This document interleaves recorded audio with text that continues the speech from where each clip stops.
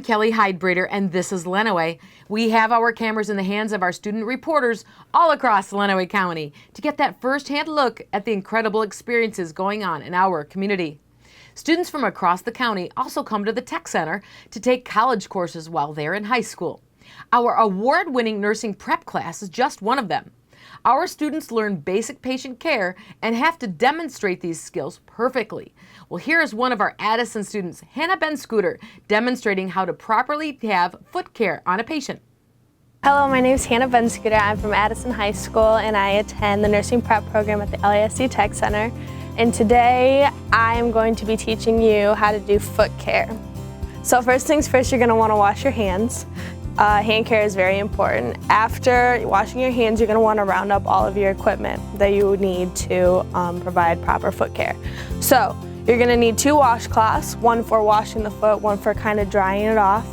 You're going to need a towel to put your wash basin on. You're going to need a barrier for you to sit on, or if you would rather squat, you can squat down.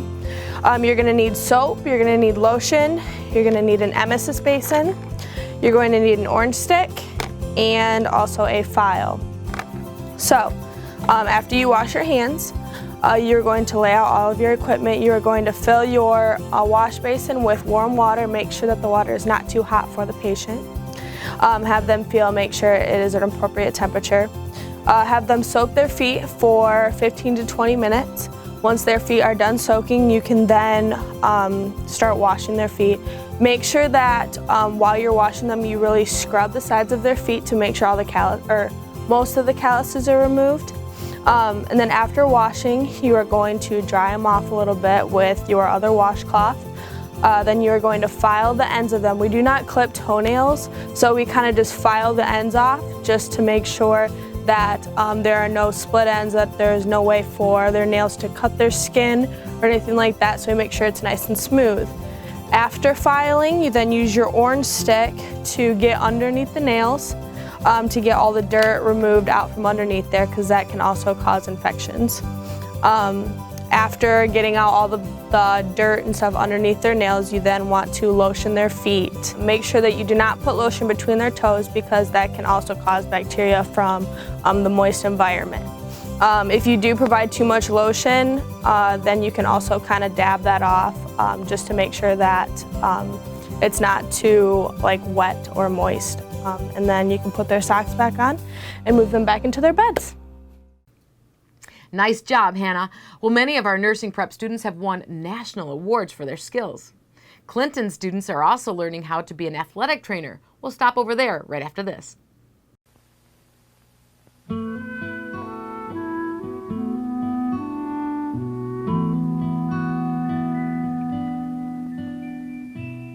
The first American people loved the land. They held it in simple reverence. And in some Americans today, that spirit is reborn. This is South Coast Botanic Garden in California. Once this was a dumping ground for trash and litter. Community volunteers cleaned, planted, and reclaimed it. And there the land is good again. But all around us are reminders of how far we still have to go. So everyone must get involved now. To contact the Keep America Beautiful team nearest you, write Keep America Beautiful, 99 Park Avenue, New York, New York.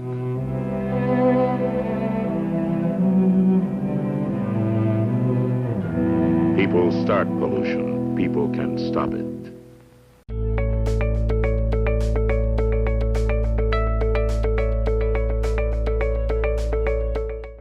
In football, you have a quarterback, you have linemen, you have running backs, you have cheerleaders on the sidelines. And in basketball, you have a center and a forward and guards. And in volleyball, you have receivers and hitters and, of course, the libero. And in track, well, you get the whole picture, right? But you forgot one very important team member that's always on the sideline for each one of these sports, and it's the athletic trainer on that team. And you will find one of these medical teams on the sideline in every game at Clinton. So this class specifically is athletic conditioning, and our purpose of this class is to train student athletes for any sport that they're involved in. So our focus is lifting 3 days a week, Monday, Wednesday, Friday, and we do speed and plyometrics, and speed and agility Tuesdays and Thursdays. I'm in this class. I'm a softball player here. I also had a knee surgery in April, so I joined this class to get prepared for softball and also get strength back in my legs. I'm a varsity athlete in 2 sports, wrestling and football. I take the class to get stronger as well as work on my footwork. On Mondays, Wednesday, Friday, we do weightlifting, and Tuesdays, Thursdays we do speed training. Mr. Randolph makes it fun. He jokes a lot, and I mean, if you're an athlete, you should like to work out and like to see the improvements, and you definitely see improvements in here. So it's fun challenging yourself and seeing the results. This helps them get out of the classroom and train their bodies as well as their mind, get them more physically fit, quicker, faster, bigger, stronger, and so they can have a little more athletic success, hopefully. Also with physical education, they have a little more academic success too with that release during the day. This is formulated for our student athletes. We have other physical education classes for anybody else that wants to play different games, team sports, individual sports. This is specialized for our student athletes to help all of our athletic programs, and I don't think that every school has that. It just helps me become a better athlete, hone my skills. You know, I think the biggest thing was just making sure that we have the students in here that want to push themselves, because this is a higher level class, and we expect a lot out of them. It's almost like an AP class for physical education. Wasn't that fantastic? Very impressive, right? Well, we just might have some future doctors on that team. We'll be right back and speaking a little Chinese after this. When I was in foster care, I never knew when I would have to move, so I always had my suitcase ready to go. Then one day, I was adopted. My new parents opened their hearts and home to me. My parents cook my favorite breakfast for me every morning. My parents take me on trips I never thought I would go on. They gave me a home and an even better reason to use that suitcase. My parents aren't perfect, but they're perfect for me.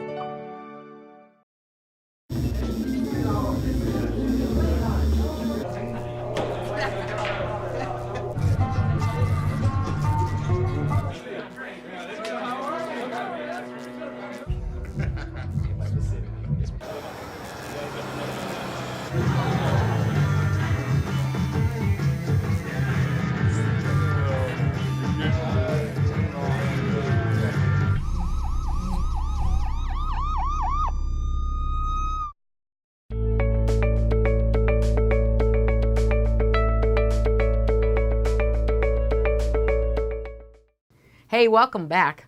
Our administrators are always looking to prepare our students for college and for a career. And sometimes that experience can take you to other parts of the world. One teacher in Britton Deerfield schools is teaching Chinese. Traditionalized world language program, but with more songs and cultural activities. At first, it's not easy. Students are skeptical, and Chinese may be a difficult language. So in the beginning of the year, I start with songs, mostly songs, greeting songs, and then use pinyin as a bridge. So it's more letter-like, and then they can say the word. And I use calligraphy, and then help them to get more familiarized with the strokes, Chinese characters. First, we started off going like how to say our names and how to introduce ourselves. And after that, they can sing a few songs. We'll start to learn more vocabulary, the basic world language things, greetings, family members. Extended family members, foods and how to ask to go out to eat and stuff. Numbers, day and time. The characters in it, they're really hard to understand. The thing is, the Chinese characters can combine with other characters to make words. So the mostly used Chinese characters is not a lot, about 600. Characters is like the woods of English to make the vocabulary they can read. A lot of them are alike, so you get them mixed up. I think the purpose of world language program is to try to see our own society from other perspectives. You see the whole universe, they have something in common, and so that's the cool part of the world language program. That is very interesting, and what a fantastic experience for the students. Well, teachers use many different methods to motivate their students and, of course, to keep them engaged. And candy can keep most of us motivated. One teacher in Blissfield does just that. Today, our lesson, we have made a division book on their iPad in Book Creator. And today, they are adding 2 pages to their book. Most of them already had 6 or 7 pages done. And so today we're adding a multiplication table to show how you can use division, and also an array with candy blocks.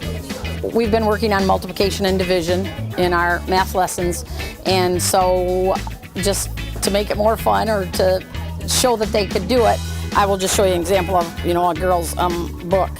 Like, we had a list of things. They had to put the definition of what division means. They had to show the definition, and they had a fact family.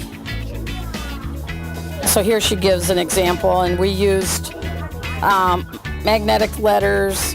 They could draw pictures. They had to write a real world problem. Here shows a fact family. So she's just showed many examples. Today, this is what she put in already today. She showed an 8x8. Now she'll have to say what would the division fact be. We just use a lot of the many ways that you can figure out division, like repeated subtraction, the fact family. So if you know a multiplication fact, you can figure out the division answer also. So just a little bit better way to show that they understood what division was. So that's a yummy way to learn your math facts right there. We head to Adrian High School after this short break.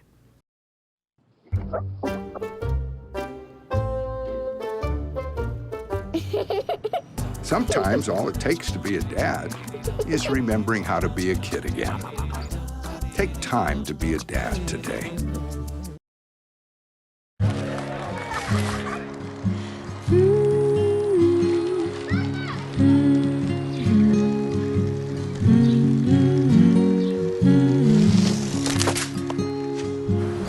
Of all the things you've done with your bike, donating it to Goodwill may be the most incredible of all. Your donations help fund job placement and training for people in your community, which means your stuff can be more powerful than you think. Goodwill. Donate stuff, create jobs. Don't let salmonella get funky with your chicken.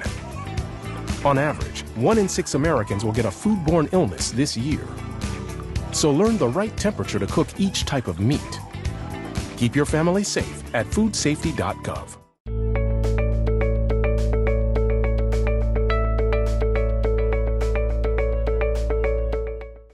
Working as a team can be one of the essential skills we all need.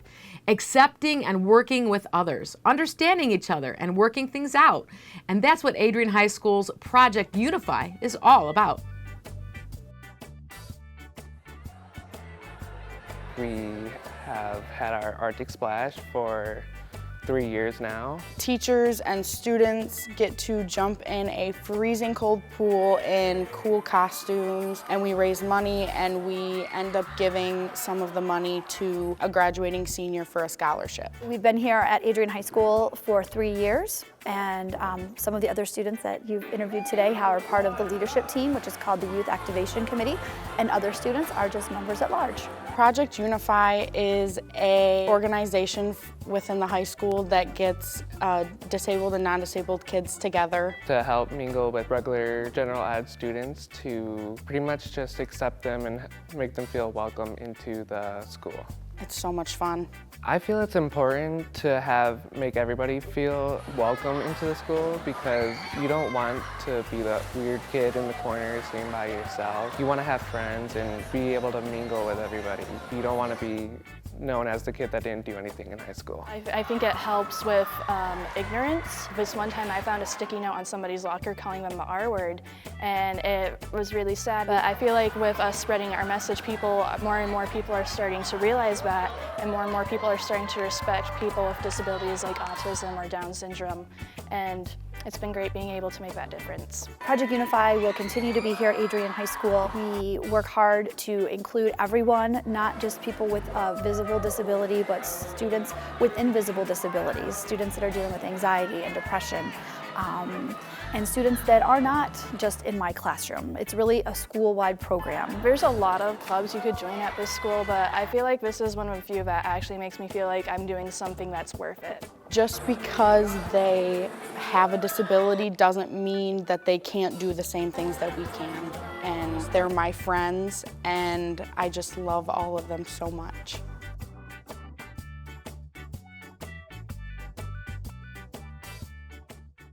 What an inspiration. Great job, Maples. Well, that's our show. Thanks for watching. I'm your host, Kelly Hydebreeder. Make it a great day, Lenawee.